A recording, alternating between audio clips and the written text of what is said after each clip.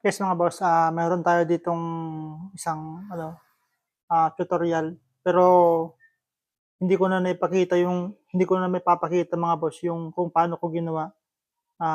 Sasabihin ko na lang yung ginawa ko dito. Kasi nga ito mga boss, parang DIY ko lang.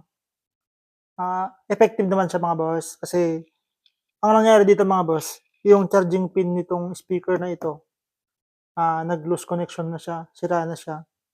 So, instead na dalhin ko dun sa pagawaan para papalitan or bumili para palitan ng charging pin, hindi ko na siya ginawa mga boss.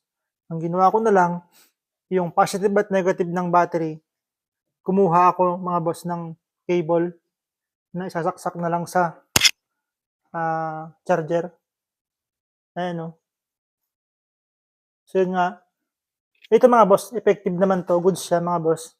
Ang hindi lang dito kasi good, hindi mo siya nakikita na nagcha-charge. Pero as long as na gumagana naman siya, kahit maghapon siyang umaandar, good siya. Ibig sabihin umaandar.